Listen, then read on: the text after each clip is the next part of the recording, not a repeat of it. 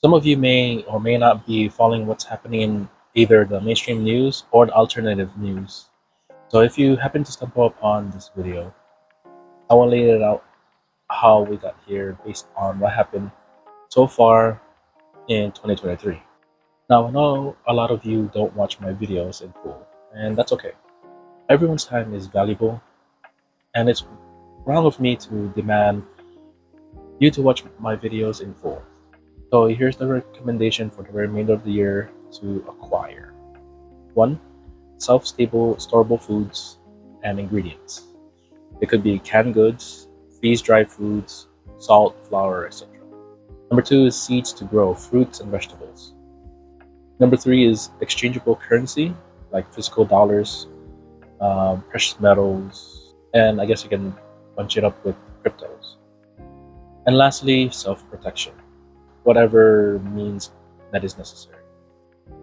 So self-protection isn't limited to firearms, but it could be something small, store-bought, like everyday pocket knife, an umbrella, a durable umbrella, pepper spray, and could be a walking stick or a cane. If you're a prepper, this isn't new to you, but the vast majority of people either don't think about the what-ifs, like a storm knocking out infrastructure and people unable to get food for a week, or they can't afford to prep, which doesn't have to be expensive.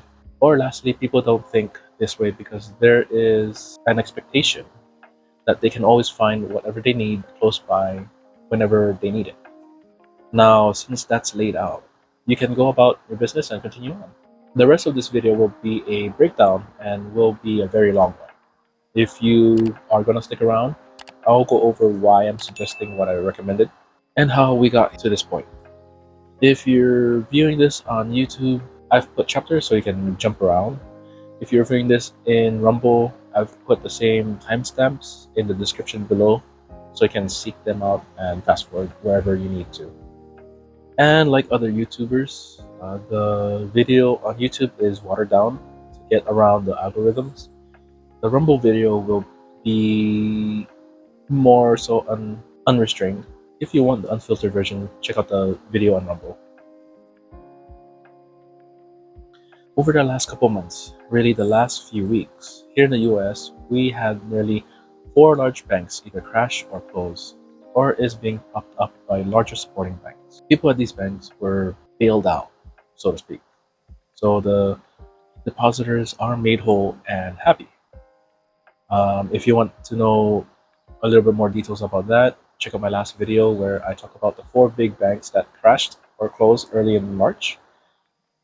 Since then, the banks have been bought by other big banks to make the depositors whole again, as well as backing from the federal government. Now, only the people's deposits were covered federally by the government per Biden's declaration. They were not only covered the $250,000 that FDIC was insuring them, but also per Biden the full deposit balance that existed prior to the banks crashing or closing. What is not covered and is not really talked about is the derivatives, the treasury bonds, and the interbank loans. Those are quote-unquote lost and won't be covered by the Fed. Now, the Fed has recently raised the Fed rate up 0.25% point since. A lot of economists and market speculators, as well as some players in the banking sector, were hoping the Fed won't initiate a rate hike this month, and was also hoping the Fed would drop the interest rate a few so the financial institution can get back on their feet. So on top of that, over the last few months, there has been train derailments. The more prominent train derailments are chemical carrying trains, which you've probably heard of, the couple that were in Ohio. What's not being reported is other trains that is moving goods that is being derailed.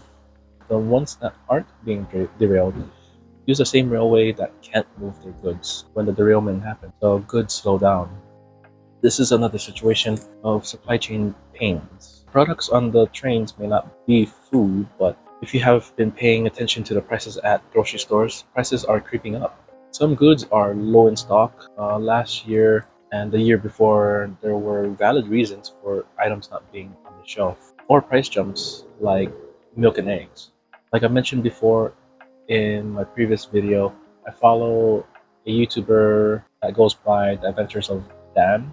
I watch his videos about going over the deals and checking grocery store shelves for goods. If you watch him every day, week over week, you'll notice in his videos prices of goods are going up slowly.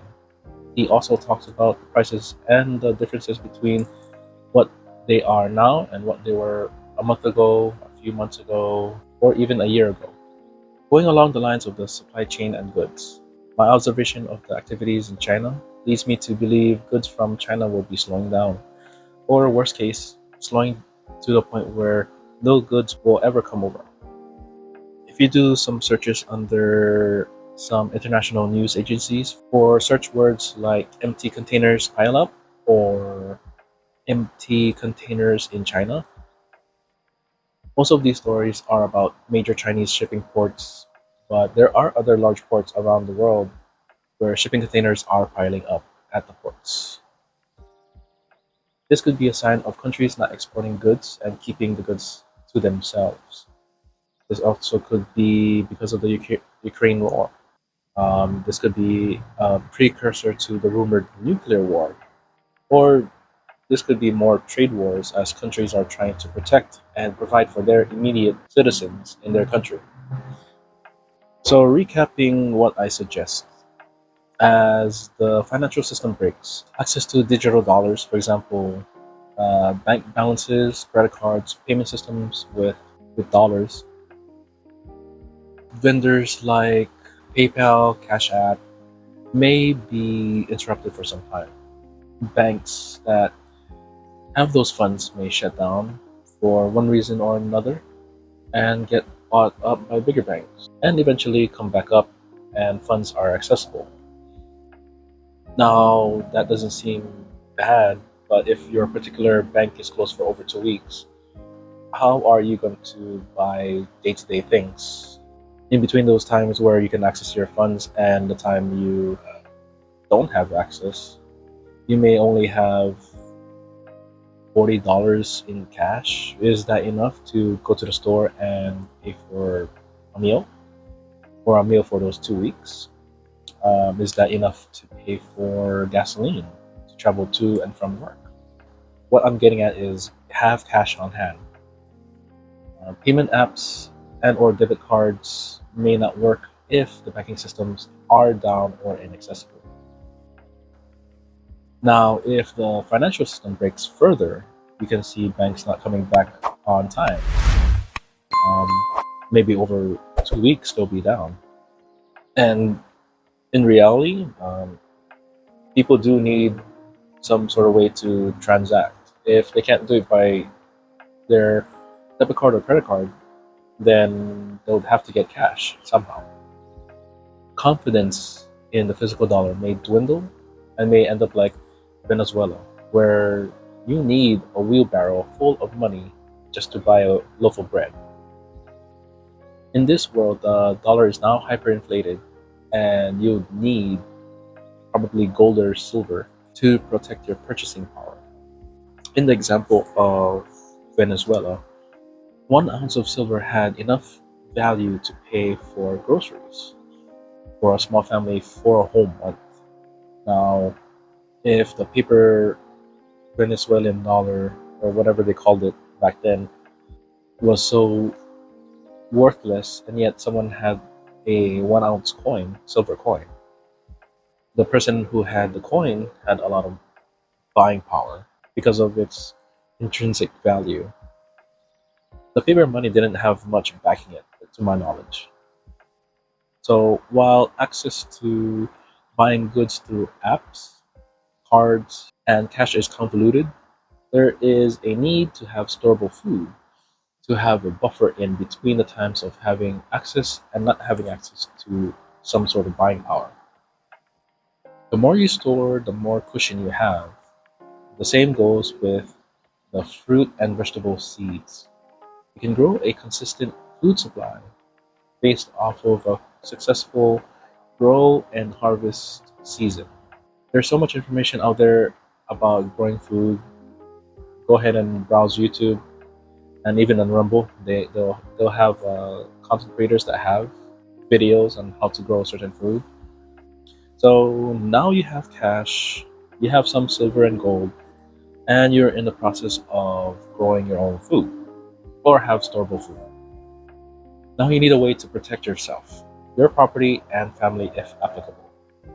I don't want to tell you what to do, and I will leave it up to you to figure that out. There are a slew of content creators that will go over and break down the information you need a lot better than I will, especially since this is a hobby and I'm just word vomiting to a camera.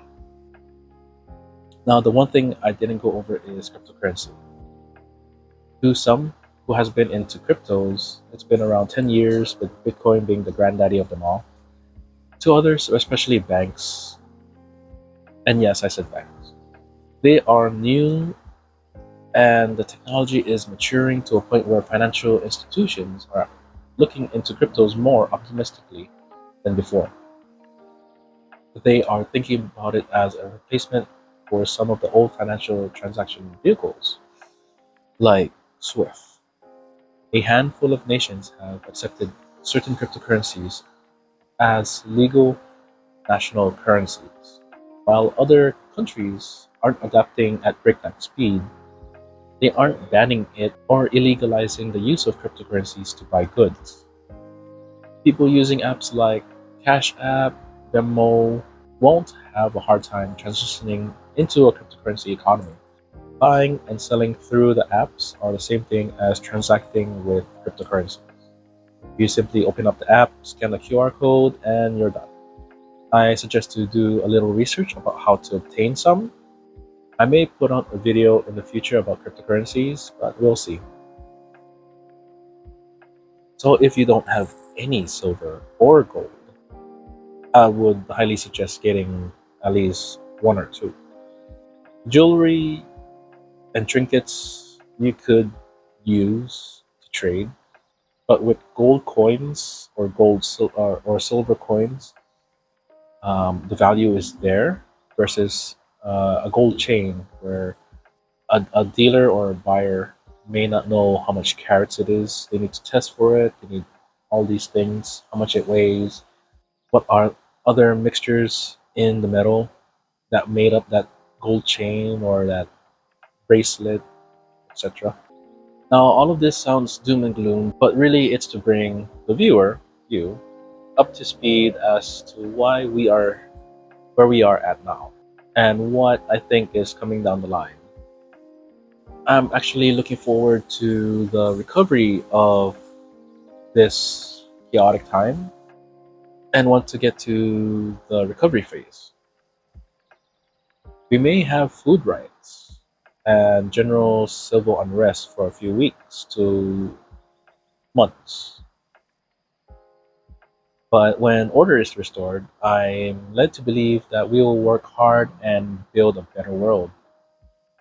We just need to get over the next few months or few weeks, however long these birth pains will take. Now, as always, stay positive.